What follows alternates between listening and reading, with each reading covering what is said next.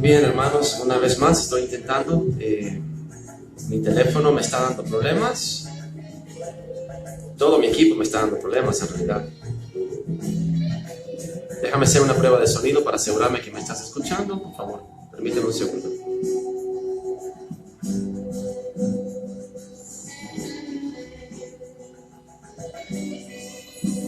Voy a continuar con el capítulo de la sinagoga de Satanás. Estamos ya en el capítulo 12 episodios he hecho referente a este tema y es excesivamente extenso. No me extrañaría que fueran 100 capítulos. Pero tiene que ser la enseñanza más persistente. Estamos ya en el capítulo 12. Si tú llegas a entender este tema, hermano, vas a graduarte en teología. Este es el tema más importante de todos.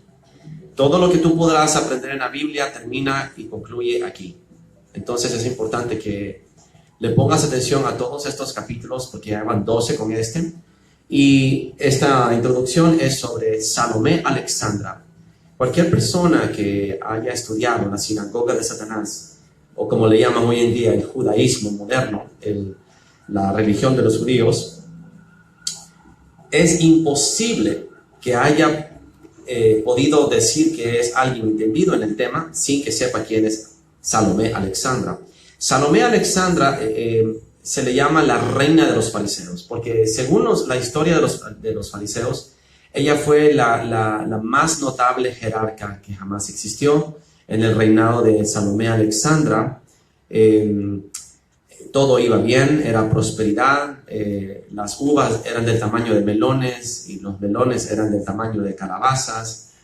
Hay una fantasía y una leyenda que dice que en los días de Salomé Alexandra llovía los viernes en la noche para que no tuvieran que perder, viernes a sábado, para que no tuvieran que perder un día de trabajo y no les fuera penalizado ese día por no trabajar por culpa de la lluvia. En los días de Salomé Alexandra, los fariseos adquirieron el poder político del templo y de los asuntos políticos justo antes de la caída del imperio de Grecia. En la transición de que el imperio de Grecia cae y que el imperio romano se levanta, en esa transición los fariseos logran inyectarse en la sociedad judía como una autoridad política y religiosa.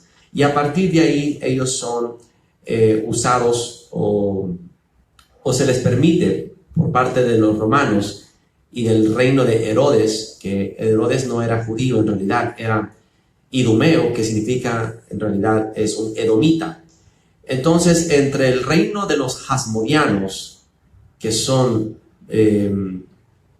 los macabeos en realidad, en el reino de los macabeos, que duraron durante aproximadamente 200 años, cuando cae ese reino, la última reina es Salomé Alexandra. Entonces fue la última jerarca de la dinastía de los macabeos. Entonces, que también se les hace llamar hasidios. Entonces eran reyes y sacerdotes que no solamente eran líderes políticos y guerreros, sino que también eran sumos sacerdotes para su pueblo. Una vez que Salomé Alexandra muere, sus hijos quedan en el poder, pero bajo la influencia y bajo la tutela, por decirlo así, de una manera que puedas comprender, de Herodes el Grande. Y Herodes fue el que obviamente hizo atrocidades, mató a los niños judíos cuando nació Jesús, etcétera, etcétera. Y también fue quien completó el templo de Salomón. Entonces Herodes tuvo un hijo que era Herodes II, que también estuvo durante el reino de Jesús, que fue el que se entrevistó con Jesús. Ahora, yo quiero ser muy claro contigo en esto. Tal vez no te gusta la historia, tal vez te sea aburrido, pero trata de poner atención, porque aquí es donde empieza la sinagoga de Satanás a consolidarse políticamente, socialmente y religiosamente. Entonces, la última vez que yo te enseñé, te dije que habían dos historias del judaísmo, y eso es lo que siempre vas a ver. Dependiendo a quien le preguntes, Salomé Alexandra es una buena reina o una mala reina. Para mí, simple y sencillamente, ella cumple una función, la función del feminismo satánico, inyectarse en la cultura judía, y también sirve como una especie de Jezabel, una reina que usurpa el poder, aunque lo hacen parecer que ella es una víctima de estas circunstancias, pero en realidad ella fue colocada estratégicamente por Satanás. Ella estaba casada con su primer esposo, y cuando él fallece, después de que él había emprendido fuertes campañas contra los fariseos, porque era del reino de los macabeos, y como tú habías visto, habían pugnas entre los macabeos y los fariseos, porque habían quitado a Onías, el sacerdote del sumo sacerdote del templo, que era de la raza y de la descendencia de los sadoquitas. Y los sadoquitas eran los descendientes directos de Sadoc, que venían desde el reinado de Salomón. 500 años antes habían sido llevados cautivos por 300 años antes, en el año 500 y tanto, habían sido llevados cautivos por Babilonia. Y entonces el sacerdocio sadoquita había corrido riesgo, pero se había mantenido en pie. Y al final, cuando destruyen y matan al último sadoquita, que era Onías, entonces empieza a ser infiltrada el templo de Jerusalén por sacerdotes impíos que no venían de la casta sacerdotal de Leví, ni de Aarón, ni tampoco de Sadoc, que era levita. Entonces, ¿quiénes son los que toman la posesión del templo? Impíos, hombres de razas prosélitas que eran judíos, pero no lo eran realmente, y hombres de las otras razas que no debían de estar ocupando el templo. Hombres perversos, algunos de ellos judíos, pero algunos de ellos impíos, que compraban el lugar con dinero o sobornaban reyes para llegar a ser sumos sacerdotes. Entonces los fariseos empiezan a establecerse por una pugna política para tratar de tomar el templo por la fuerza, y con sobornos, con asesinatos, con todo tipo de artimañas políticas, hasta que al final Salomé Alexandra los establece. Y esa es la historia de hoy. Vamos a cerrar el capítulo de los macabeos para que nos lleve al tiempo de Salomé Alexandra, y ahí empezar a darte una larga disertación de quién era ella, qué fue lo que hizo, por qué es recordada como una buena reina y por qué es recordada como una mala reina. ¿Por qué? Si tú le preguntas a los rabinos y a los maestros de las sinagogas hoy día en Israel, los que te dicen que los macabeos eran usurpadores y que eran personas que no debieron haber gobernado, son personas que sirven a Satanás, porque los macabeos eran gente de Dios que fueron usados por Dios y apoyados por Dios. Así que yo catalogo a las personas por quienes son sus enemigos, a quienes ellos ven con malos ojos. Por ejemplo, un cristiano que hoy en día habla mal de Donald Trump sirve a Satanás. ¿Me entiendes? Así de sencillo. Porque si ellos aborrecen a Donald Trump y lo ven como un mal líder, como un mal presidente, sencillamente están atrapados por la mentalidad de la colmena, el espíritu engañoso, que quieren ver al verdadero siervo de Dios como anticristo. Y a mí me pasó en la montaña. A mí me acusaron de ser anticristo. ¿Por qué? Porque yo llegaba con el mensaje de la verdad. Y los católicos habían estado sembrando la semilla de la mentira en las montañas durante siglos. Y vengo yo a decirles la verdad, a exponer la sinagoga de Satanás, a descubrir el sistema monopólico de Egipto, que la sinagoga de Satanás, eso es lo que hace, te trae y te arrastra de vuelta a la esclavitud de Egipto, cuando Cristo a libertad nos hizo ser llamados. A libertad fuimos llamados en Cristo. Ya no tenemos que ser esclavos. Egipto es simbólico de esclavitud. Así que cuando alguien como yo, que tiene este entendimiento, este tipo de discernimiento y conocimiento de las Escrituras, empieza a hablar, es odiado por la gente. Ahora, la última escritura, quiero que veas conmigo para entrar al tema, está en Segunda de Macabeos. Y yo te recomiendo que leas los 3 Macabeos. Macabeo 1, Macabeo 2 y Macabeo 3. Misteriosamente no pude encontrar una versión de Macabeos 3, tercera de Macabeos, en español, solo en inglés. Aparentemente ese es el más controversial de los libros. Pero hoy vamos a leer entonces Segunda de Macabeos, y quiero que te des cuenta cómo aquí termina, tratan de destruir por completo a Onías y a los macabeos. porque a partir de ese momento empiezan a fraguarse las pugnas políticas para hacerse poseedores del templo. Entonces, ¿qué sucedió en este entonces? Ok, el rey Demetrio, hijo de Seleuco, llegó a Trípoli con un ejército poderoso y un sacerdote que se llamaba Alcimo, de la sinagoga de Satanás, que había sido sumo sacerdote, pero había sido exiliado, se reunió con este Demetrio, este rey. Y llegó entonces Alcimo, que anteriormente había sido sumo sacerdote. En lugar de evitar el contacto con los paganos, había voluntariamente incurrido en impurezas.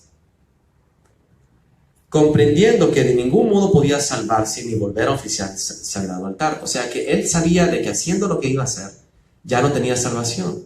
Pero no le importó. Él necesitaba lograr lo que había propuesto en su mente.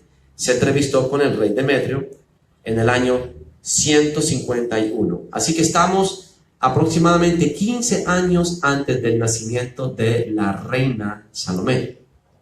Entonces, estamos viendo aquí que Alcimo se reúne con Demetrio y le da una corona de oro, una palma y ramos de olivo. Esto era una ofrenda de paz, por decirlo, soy tu amigo, soy tu aliado. Pero encontró una ocasión propicia para sus insensatos propósitos.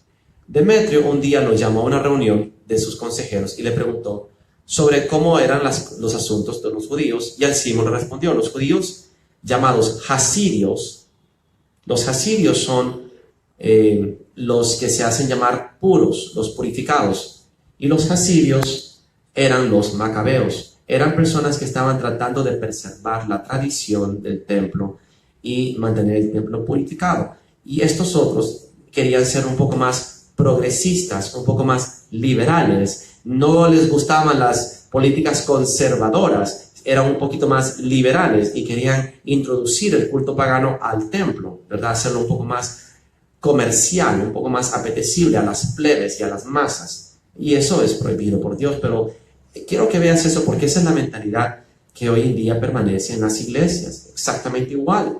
Ya no importa la santificación y mantener la iglesia pura, sino que hay que ser un poco más apetecible para los jóvenes, para que lleguen más jóvenes. Eso es exactamente lo que estos fariseos estaban tratando de hacer. Por eso te enseño estas cosas, para que veas las características y tú las puedas reconocer en tu iglesia. Y entiendas que no viene de ahora, eso viene de hace mucho tiempo. Son los mismos demonios pasándose de persona en persona, de generación en generación, de nación en nación. ¿Entendiste? Ahora, entonces él le dice: los judíos llamados asirios, cuyo jefe es Judas Macabeo, fomentan la guerra y la revolución. Y nada que ver. Ellos solamente estaban defendiendo sus tradiciones y no dejan que haya tranquilidad en el reino. Así yo, aunque me han quitado mi dignidad hereditaria, es decir, el cargo de sumo sacerdote, he venido aquí por dos motivos. En primer lugar, por un sincero interés en ayudarle al rey en sus asuntos. Y en segundo lugar, por el bien de mis propios conciudadanos, pues por la falta de juicio de las personas que acabo de mencionar, o sea, los macabeos, todo nuestro pueblo se encuentra en situación sumamente difícil. Aconsejo a su majestad que se informe bien de estas cosas y que tome las medidas que convienen al país y a nuestro amenazado pueblo, conforme a la bondad y generosidad de su majestad para con todos. Pues mientras Judas Macabeo, no Judas el que traicionó a Jesús, Judas, Yehuda, Macabeo, será imposible que este estado goce de paz. Entonces, Alcimo le habla lisonja al rey y le dice: ay, ahorita mi pueblo está pasando por tanto problema por culpa de unos hasirios, una raza, una familia que se hace llamar los macabeos, que han usurpado el trono, han usurpado el reino y mantienen al pueblo agitado en revolución y en revueltas. Hasta que no muera Judas Macabeo no va a haber paz en el país. Entonces, ¿qué le dice Demetrio? Bueno, cuando Alcimo terminó de hablar su veneno, los otros amigos del rey, que veían con malos ojos a Judas porque estaba rodeado de serpientes, Demetrio, se apresuraron a excitar aún más a Demetrio. Este eligió inmediatamente a Nicanor, capitán del escuadrón de elefantes. Lo nombró jefe militar de Judea y le envió con la orden de matar a Judas y dispersar a los que estaban con él. Restablecer a Alcimo como sumo sacerdote del más grande de los templos. Los paganos de Judea que habían huido por medio de Judas se reunieron en masa alrededor de Nicanor, pensando que sacarían provecho de la derrota y el desastre de los judíos. Al recibir noticias de la llegada de Nicanor y del ataque de los paganos, los judíos obviamente hicieron un clamor a Dios. Entonces, ni modo, Judas tuvo que planear y ni modo, tuvieron que enfrentarse.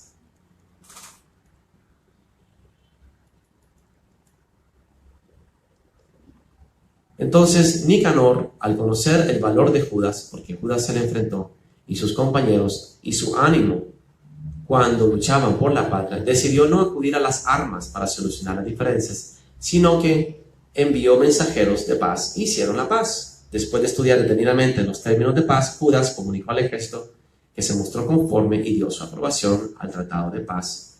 Fijaron un día para que los jefes se reunieran, y así fue. Se hicieron amigos. Nicanor y Judas se hicieron amigos. Pero Alcimo, que fraguó con el rey Demetrio la destrucción de Judas, no estaba contento.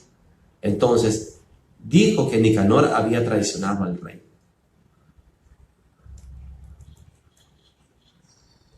Entonces el rey le mandó una orden a Nicanor y le dijo que si no mataba a Judas, lo iba a considerar traidor. Así que Nicanor empezó a tener pugnas con Judas y empezó a distanciarse de él. Y Judas empezó a notar de que definitivamente, sin embargo, al darse cuenta Judas Macabeo de que Nicanor se portaba duramente con él y que su trato se hacía cada vez menos amistoso, y sospechando que esa dureza no hacía esperar nada bueno, reunió un buen número de partidarios suyos y se escondió de Nicanor. Al darse cuenta Nicanor de que Judas le había ganado limpiamente la partida, se presentó en el sublime y santo templo a la hora en que los sacerdotes ofrecían los sacrificios y dijo: si ustedes no me entregan a Judas como prisionero, arrasaré con este templo y destruiré el altar, y en su lugar levantaré un grandioso templo al dios Bacchus. Dichas estas palabras, se retiró. Los sacerdotes, levantando las manos al cielo, empezaron a suplicar de esta manera a Dios, que siempre había protegido a este pueblo. Tú, Señor, que no tienes necesidad de nada, has escogido este templo como tu lugar de residencia en medio de nosotros. Ahora, Altísimo, Santísimo Señor, guarda siempre libre de profanación este santuario, que hace poco fue purificado. Ok. Así que como ves, todo se trata de los macabeos.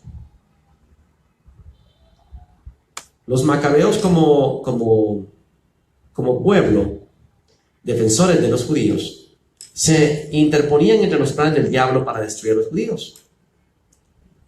Así que todo se trataba de ellos. Había que matar al pastor para poder llegar a las ovejas. Después de los macabeos, ya no hubo líderes honestos. Después de la muerte y la caída de los macabeos, ya no se levantó una persona para defender al pueblo de Israel, a los judíos. Quiero que leas conmigo 2 Macabeos 15. Cuando Nicanor supo que Judas Macabeo y su gente estaban en la región de Samaria, decidió atacarlos sin correr ningún riesgo, aprovechando el sábado. Entonces, aquí tuvo problemas Nicanor porque el sábado era prohibido hacer guerra. Entonces, no pudo llevar a cabo su plan. Nicanor, en su orgullo y arrogancia, pensaba levantar un monumento público, pero Macabeo no dejaba de confiar, lleno de esperanza, que el Señor le ayudaría, y animaba a sus compañeros a no temer el ataque de los paganos, porque se había armado la guerra contra los macabeos y los judíos. Entonces, Macabeo, un día, Judas Macabeo, dice, así armó a todos más con el ardor de su elocuencia, con la seguridad de los escudos y las lanzas. Les contó además una visión digna de crédito que había tenido en sus sueños, la cual alegró a todos. La visión era esta: el antiguo sumo sacerdote Onías, hombre bueno y excelente, de presencia modesta y de carácter amable. Onías era el último sacerdote de los sadoquitas. que fue asesinado. Estaba con las manos extendidas orando por todo el pueblo judío. Enseguida apareció otro hombre que se distinguía por sus cabellos blancos y su dignidad. La majestad que lo rodeaba claramente indicaba que se trataba de una persona de la más alta autoridad, posiblemente Jesús. Onías tomó la palabra y dijo: este es Jeremías. Es Jeremías, el profeta de Dios, el amigo de sus hermanos, que ora mucho por el pueblo y por la ciudad santa. Jeremías extendió la mano derecha y le dio a Judas una espada de oro. ¿Y por qué de oro? Porque todo en el cielo está hecho de oro. Es el material más común en los cielos, el oro. Así que le dio una espada hecha de oro y le dijo: con esta espada derrotarás al pueblo que se viene contra el pueblo de Dios. Toma esta espada santa que Dios te da, con ella destrozarás a los enemigos. Reconfortados con las elocuentes palabras de Judas, capaz de inspirar valor y de convertir en hombres fuertes a los jóvenes,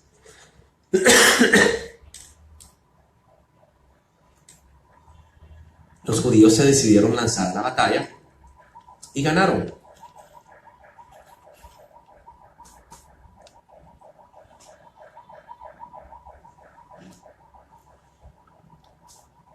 Judas mismo fue a Jerusalén y después de reunir a sus conciudadanos y a los sacerdotes, se colocó delante del altar, mandó a llamar a los que estaban en la ciudadela. Quiero que veas esto. Esta ciudadela es la fortaleza Anatolia o Antonia. Esa ciudadela estaba anexada o cerca del templo de Salomón por el lado norte. Eso es lo que la mayoría de la gente va a venerar.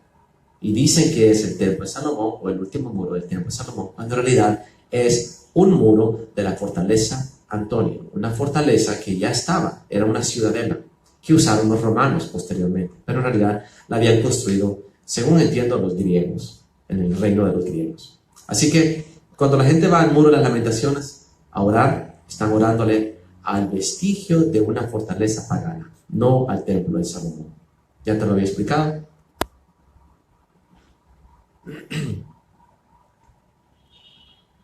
Todos entonces, mirando hacia el cielo, alabando al Señor que se había hecho presente, dijeron: alabado sea el Señor que ha conservado puro su templo. Judas colgó en la ciudadela la cabeza de Nicanor. Entonces Judas se enfrentó con Nicanor, porque el ángel le da la espada a Judas. ¿Y cómo fue la batalla? Dice, mira lo que dice. Este es el capítulo 15 de 2 Macabeos. El temor por sus mujeres y sus hijos, por sus hermanos y parientes, era poca cosa comparado con el que sentían por el templo que recién había sido purificado. La angustia de los que se quedaban en la ciudad no era menor. Todos esperaban el desenlace de la acción. Los enemigos ya habían concentrado sus fuerzas. Al ver Macabeo el ejército que se acercaba, versículo 21, la variedad de sus armamentos y la fiereza de sus elefantes, extendió los brazos al cielo e invocó a Dios, que hace prodigios, sabiendo que el Señor da la victoria a los que la merecen, no gracias a las armas, sino según él mismo decide. Invocó al Señor de este modo: ay, tú, Señor, en tiempo de Ezequías, rey de Judá, enviaste un ángel y aniquilaste a 185,000 hombres del campamento de Sennacherib. Ahora, Señor, Dios de los cielos, envía también a un ángel bueno delante de nosotros, para que siembre el miedo y les ponga terror. Hiere con el poder de tu brazo a estos paganos que te injurian y que atacan a tu pueblo santo. Los soldados de Nicanor marcharon al son de trompetas y cantos de guerra. Los de Judas se lanzaron al combate y, luchando con sus manos, invocando a Dios con sus corazones, dejaron tendidos a no menos de 35,000 enemigos y quedaron muy contentos. Terminando el combate, al retirarse llenos de alegría, descubrieron a Nicanor con su armadura, muerto en la batalla. Entonces, en medio de gritos y aclamaciones, alabaron al Señor en su lengua materna. Así que voy a llevarte a este relato.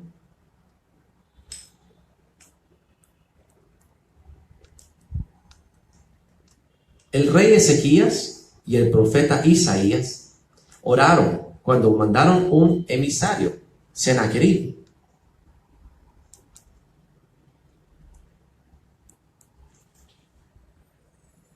Sennacherib, rey de los asirios, mientras sitiaba a Laquis con todas sus fuerzas, envió a sus siervos a Jerusalén para decir: Ezequías, rey de Judá, y a todos los de Judá que estaban en Jerusalén, así ha dicho Sennacherib, rey de los asirios: ¿en quién confiáis vosotros al resistir? No os engaña Ezequías para entregaros a muerte, a hambre y a sed, al decir: el Señor nuestro Dios nos librará de la mano del rey de Asiria. ¿No es Ezequías el mismo que ha quitado sus lugares altos y sus altares, y ha dicho a Judá y a Jerusalén: delante de este solo altar adoraréis, y sobre él quemaréis incienso? ¿No habéis sabido lo que yo y mis padres hemos hecho a todos los pueblos de la tierra? ¿Pudieron los dioses de las naciones de estas tierras librar su tierra de mi mano? Entonces, el rey Sennacherib de Asiria se burla del Dios de Israel y de los israelitas. Y cuando el rey Ezequías y Isaías, en 2 de Crónicas 32, oran, el Señor envió un ángel, el cual destruyó a todo valiente y esforzado, y a los jefes y capitanes en el campamento del rey de Asiria. Y éste se volvió avergonzado a su tierra. Y entrando en el templo de su Dios, ahí lo mataron sus propios hijos. Entonces, cuando tú lees que Judas Macabeo le ora a Dios, le recuerda: así como lo hiciste en aquel día, hazlo ahora. Ahora vamos a ver la historia de Onías brevemente, porque necesitamos cerrar el capítulo de Onías para que veas quién era Onías. Este nombre es importante. Onías fue el último sacerdote que además fue profetizado en Daniel 9. Él es el príncipe Mesías, que también es una manera que algunos lo interpretan como Jesús. Pero históricamente se cumplió en Onías, porque él fue el último sacerdote que protegió con dientes y con lo que sea el templo. El imperio selúcida de Seleuco controlaba Jerusalén durante el mandato de Onías. Entonces, segundo Macabeos número 2, según el libro de Macabeos, un oficial jerarquizado del templo llamado Simón, miembro de la tribu de Benjamín, indujo a Seleuco a saquear el templo. Él intentó y no tuvo éxito, y la corte nunca perdonó al sumo sacerdote. Esto fue cuando Dios mandó un caballo con un jinete con armadura que detuvo al enviado Heliodoro, que era el que iba a sacar inventario de los tesoros del templo, y Dios mandó a este ángel. Entonces, cuando Antíoco Epífanes se convirtió en rey, Onías fue obligado a ceder su cargo a su hermano. ¿Quién era su hermano? Jasón, que antes se llamaba Jesús. Entonces, Jasón era un impío que odiaba a Onías y quería el templo. Así que él hizo un trato con el rey para que le quitaran. Sigamos leyendo para que veas. Onías fue obligado a ceder ese cargo a su hermano. Fue desposeído de su cargo en el año 174 a.C., o sea que 2 siglos antes. Y a merced de las intrigas de su hermano Jesús, o Jasón, que cambió su nombre por el griego Jasón. Antes se llamaba Jesús, se cambió a Jasón. Y suplantó como sumo sacerdote en el beneplácito de Antíocos. Tras edificar un gimnasio y una efebia en Jerusalén, Jasón fue destituido en el año 172 por Antíocos, que nombró en su lugar a Menelao, hijo del administrador del templo. Simón Bilga, que no pertenecía al linaje de los sumos sacerdotes descendientes de Aarón y de Sadoc, tuvo que refugiarse en Dafne. No era descendiente de Sadoc o de Aarón. Entonces, a partir de que Onías es quitado y ponen a Jasón, después Jasón es suplantado y ponen a Menelao. Y una vez, y con solo el nombre Menelao, ya sabes que es griego prácticamente. Entonces Menelao ya no era de la casta sacerdotal, y a partir de ahí nunca más hubo más casta sacerdotal levítica como sumo sacerdote del templo. Entonces eso era importante que lo supieras. Después de la caída de Onías, ahora te voy a leer esto. Yeshua, Jesús. Y quiero que entiendas esto, porque este es el Yeshua que te quieren promover en las iglesias. ¿Sí? Este es el Yeshua que te quiere meter contra viento y marea. Yo quiero que entiendas que ese Yeshua, ese Jesús, es el usurpador que le quitó el sacerdocio al último sadoquita. Entonces, tienes que tener mucho cuidado porque son asuntos espirituales. No te dejes atrapar por esta tontera de que el nombre, que si Yeshua, que Yahoshua, que Jesús, es la persona a la que conoces. No me puedes decir que conoces a Jesús solo porque se sabe su nombre. Aunque te lo sepas en griego, aunque te lo sepas en hebreo, no importa. Conócelo. ¿Quién es? ¿Cómo llegas a Él y cómo le agradas a Él? Y si lo amas, cumple sus mandamientos. Porque si tú te atrapas en solamente un nombre, se convierte en una fórmula, se convierte en un hechizo, se convierte en un mantra, en algo que solo dices como una palabra mágica. Este hombre, Yeshua, Jesús, antes se llamaba Jesús y se cambió el nombre a Jasón. Quiero que miren la historia de él. Él estuvo 3 años como sumo sacerdote después de que le quitó a Onías.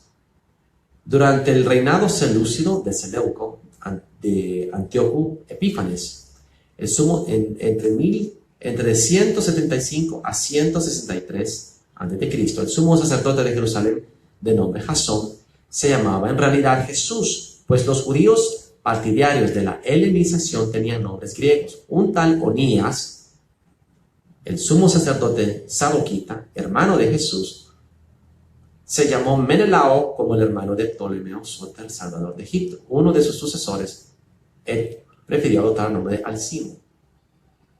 Entonces Menelao sustituyó a Jasón, Jasón destituyó a Onías, y a partir de Menelao ya no hubo más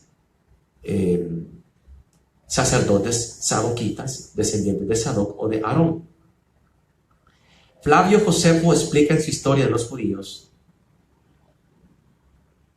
que lo que sucedió en Jerusalén en el año 171, cuando se hallaban en discordia los más poderosos de los judíos, Onías, uno de los sumos sacerdotes, Onías IV, hijo de Onías III, consiguió imponerse y expulsó de la ciudad a los hijos de Tobías, el mismo momento en que Antíocus, llamado Epífanes, luchaba contra Ptolomeo.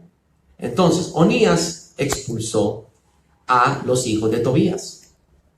Este era Alcimo, el que acabamos de leer. Entonces la pugna entre estas dos castas siempre existió.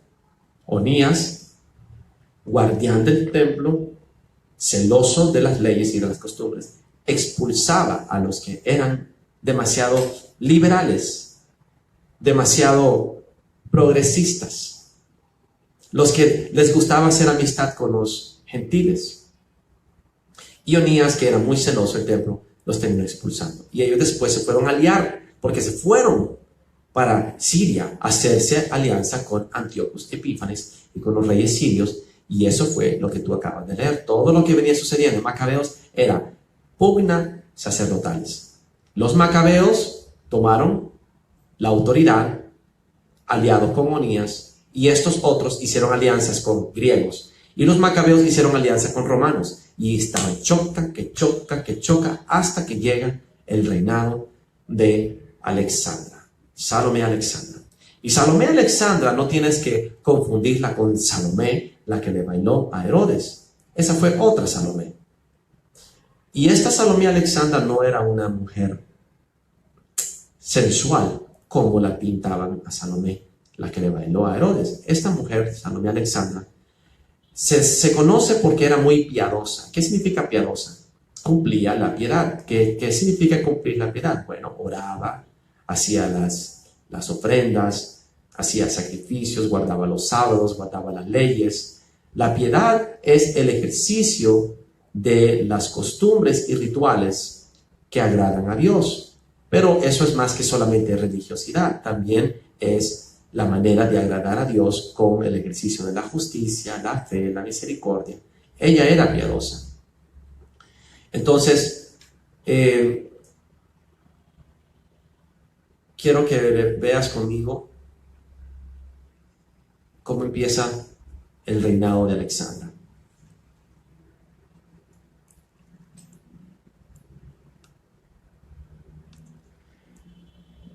Entonces, generación tras generación,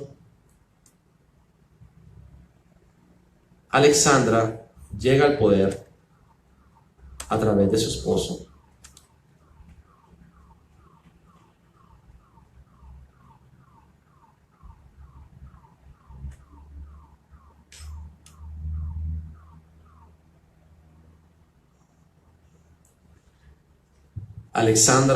Salomé Alexandra.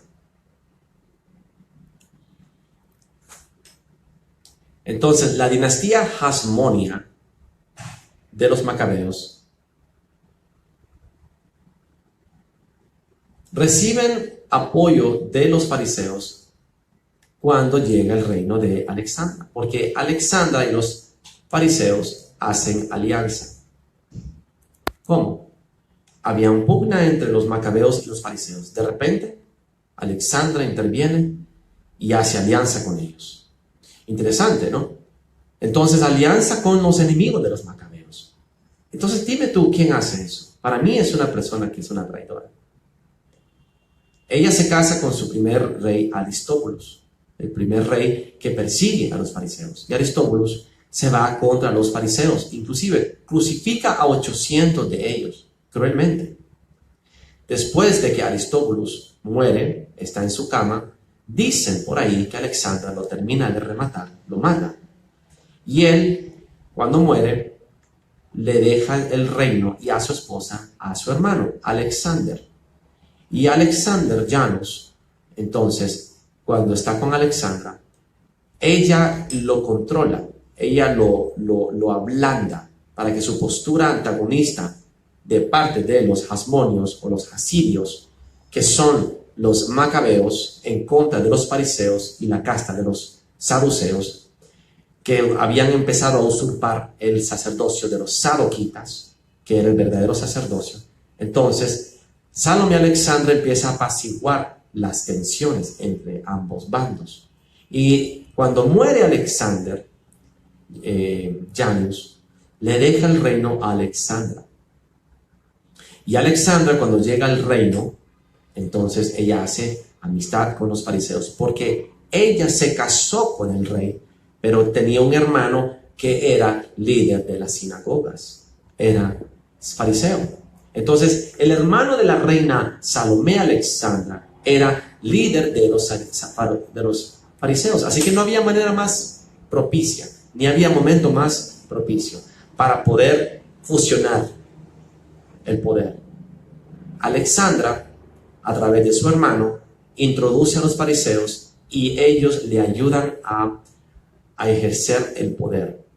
Abusan del poder, porque empiezan los fariseos a destruir a todos sus enemigos, a todos los que habían planeado contra ellos, o sea, el último remanente de la dinastía de los hasmonios o de los hasirios o de los macabeos. Empiezan a destruir, empiezan a matar, a atar, meter en la cárcel a quien querían o dejar libre a quien querían, a matar a quien querían o dejar vivir a quien querían. A partir de ese momento, a partir del año 100 aproximadamente, antes de Cristo, los fariseos se establecen como una fuerza política poderosa con el respaldo de la reina de los fariseos. Así que, como es una historia larga, esa ha sido la introducción. Cerramos el capítulo de los macabeos, pasamos a Salomé Alexandra, y Salomé Alexandra tengo que ser bien explícito, tengo que contarte la historia con lujo de detalles. Según la versión de Josefus y la versión de los historiadores, que la ven como una mujer astuta, como una mujer con ambiciones de poder, que logra hacer alianza con los fariseos. Y si tú le preguntas a la sinagoga de Satanás, a los que hoy en día se hacen ser judíos, a los judaicos, te van a decir que era una reina maravillosa, que era un ejemplo digno de seguir. Yo no creo que sea así. Pero te voy a dar toda la información y tú decides, haz tú la conclusión. Pero a partir de ahora, a partir del momento que tú estudias a Alexandra, a Salomé Alexandra, tú decides quién es. ¿Reina farisea o reina Jezabel? o una figura adversaria femenina, o una usurpadora. Ahora, obviamente, esta no es Alexandra. Esta no es la reina Alexandra. Es una foto de una reina X. En realidad es la protagonista que hizo a la diosa Inanna. Pero te la pongo porque es importante que entiendas que nada de esto es coincidencia. Nada de esto es coincidencia. Y quiero que lo veas. Y una vez que entiendas que estas no son coincidencias y veas lo que en el espíritu está sucediendo, vas a poder entender. A partir de mañana y de hoy, que te enseñe en la noche la historia de Salomé Alexandra con más detalle, vas a poder ver el judaísmo con otros ojos. Y vas a poder entender muchas cosas que Pablo decía y que la gente decía que él era un machista. Y quizás no era así. Quiero aclararte, quitarte la venda, la niebla, y que veas con claridad las cosas en el espíritu. Entonces, hoy en la noche empezamos a atacar explícitamente la historia de Salomé Alexandra para que te la sepas y le calles la boca a todos los teólogos y escatólogos y toda la gente que se cree que sabe. Pregúntales, ¿quién era Salomé Alexandra? Y no saben.